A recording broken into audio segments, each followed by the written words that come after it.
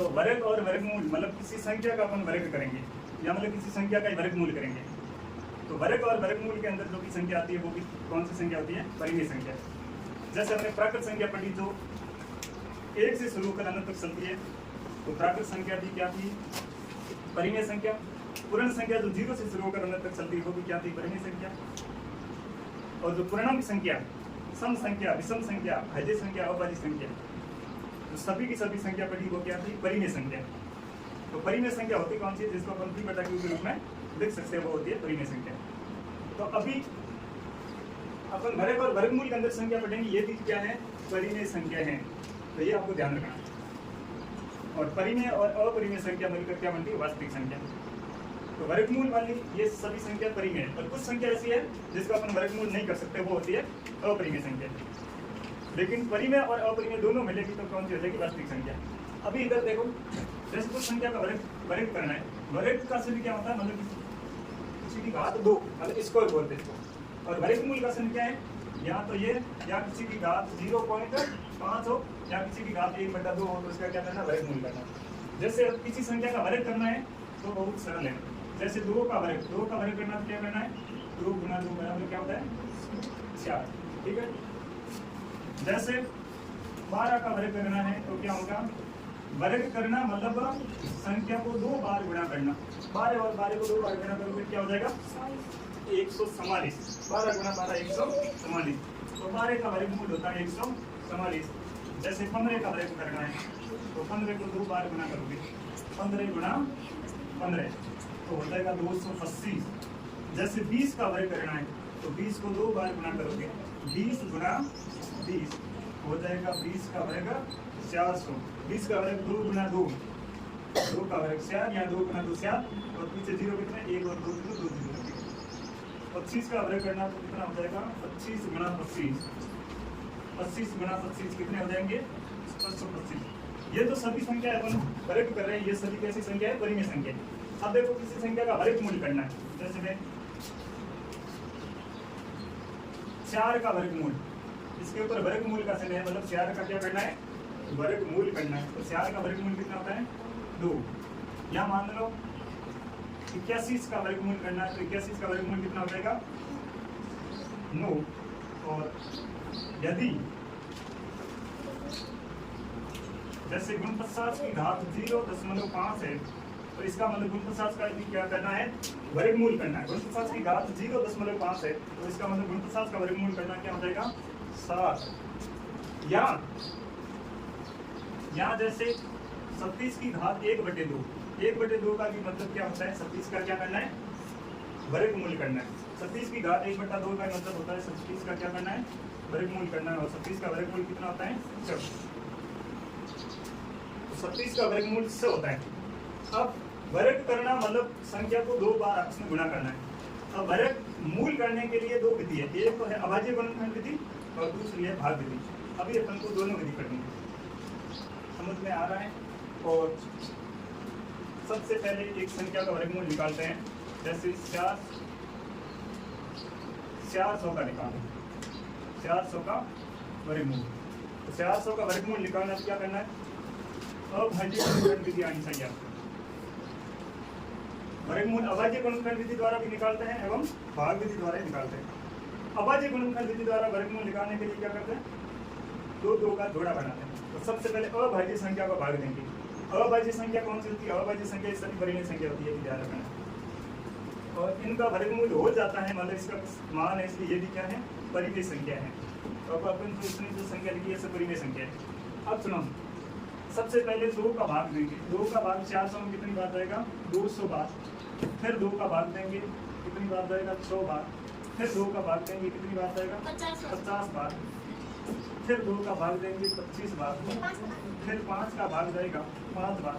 और फिर 5 का भाग जाएगा कितनी बार? 1 बार। अब 2 का जोड़ा बनाना, ये एक जोड़ा बन गया, ये दूसरा और ये तीसरा। तो इसका उत्तर इनमें से एक लेना, इनमें से एक और इनमें से एक। तो इसका उत्तर है 2 गुणा 2 गुणा 5 बराबर 5 गुणा 2 10, 10 गुणा 2 20। इसका मतलब 400 का वर्गमूल कितना आया है? 20। तो ये है भाग विधि।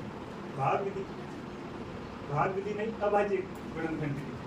अब इसको भाग विधि से भी अपन निकाल सकते हैं। जैसे एक और निकालते हैं 324 का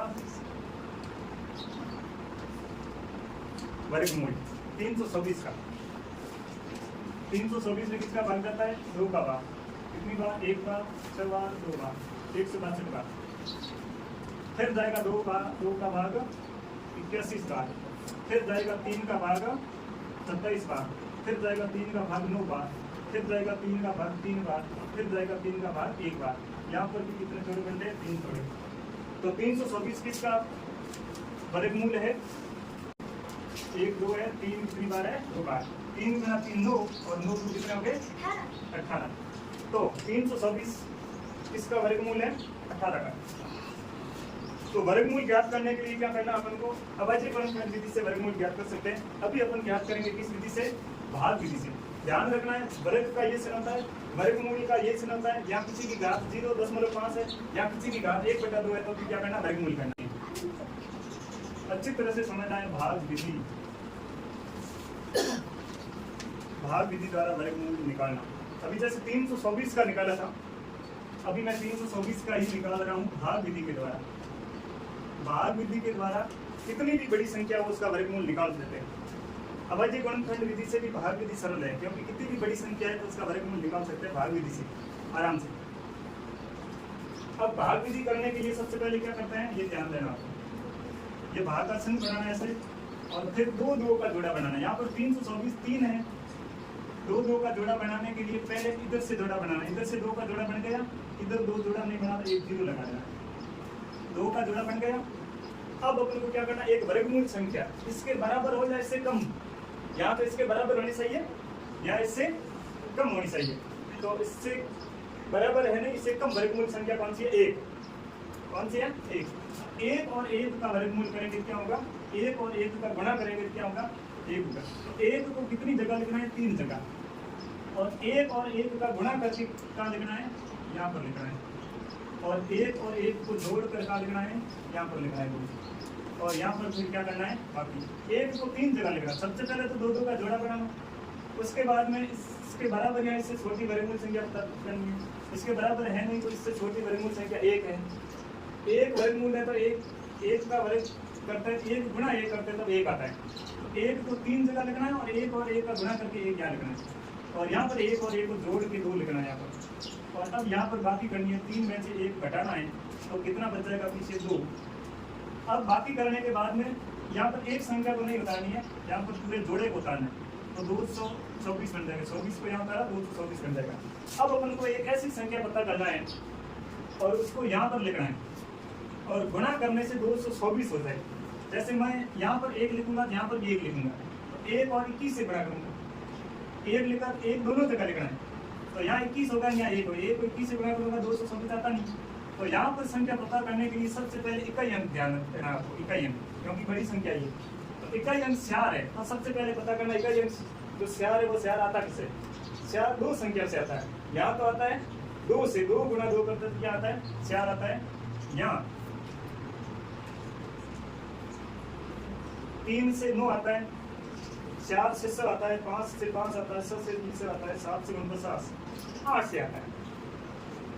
1 8 इकाई अंक 8 हो और इसका वर्ग करेंगे तो उसका इकाई अंक क्या आएगा? स्यार आएगा। यहाँ तो इकाई अंक 2 हो और 2 का वर्ग करते तो स्यार आता है। यहाँ 8, जैसे 8 का वर्ग करते 66 आता है, 66 का इकाई अंक स्यार है। तो यहाँ पर यहाँ तो 2 होगा, यहाँ 8 होगा। और पहले करके देखना पड़ेगा। 2 यहाँ 2 होगा तो 2 को दोनों जगह लिखेंगे, यहाँ पर भी लिखेंगे और यहाँ पर भी लिखेंगे। अब यहाँ गुणा करेंगे, यहाँ 22 हो गए, यहाँ 2 हो गए। 22 गुना 2 करेंगे 44 होता है, और यहाँ पर कितने? 224 है, इसलिए 2 तो होगा। अब 3 का इकाई अंक तो 9 होता है, यहाँ पर इकाई अंक 9 है नहीं। 4 का इकाई, 4 का वर्ग 16, 16 का 6 इकाई अंक, 6 तो यहाँ है नहीं। 5 का इकाई अंक 5 होता है, लेकिन यहाँ 5 है। 6 का इकाई अंक 37, 37 का 6 होता है, सभी नहीं यहाँ। 7 का इकाई अंक 49, 7 7 49 इकाई अंक 9 होता है, लेकिन 9 भी यहाँ है नहीं। 8 8 8 64, 64 का इकाई अंक क्या? 4 है, तो यहाँ पर 8 हो सकता है। 8 हो सकता है तो यहाँ पर 8 लिखना है। 8 यहाँ लिखते हो तो यहाँ पर भी लिखना है, दोनों जगह लिखना है, और तीसरी जगह यहाँ पर भी लिखना है। यहाँ बाद में लिखना है, यहाँ हो जाता है। तो अब 28 गुना 8 करना है। 28 गुना 8 करने से 224 आता है, तो अपना ये वर्गमूल भाग विधि द्वारा वर्गमूल चाहिए। तो 28 गुना 8 किया, 8 8 100 का 4 हासिल 8 16 16 और सब कितने हो जाते हैं 22 हो जाते हैं। तो 224 हो गए, पूरा पूरा हो गया 224, इसलिए 8 को यहाँ पर उतार देना है और ये अपना भाग विधि द्वारा उत्तर आ गया है 324 का वर्गमूल कितना हो जाएगा 18 हो जाएगा। अब एक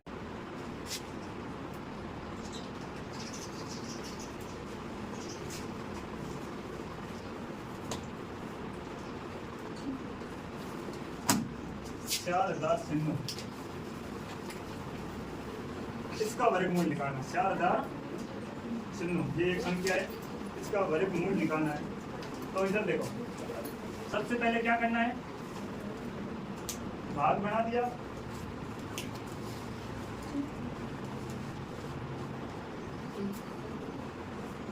यहाँ पर लिख दिया 4000 दो दो पे जोड़े भी बढ़ गए।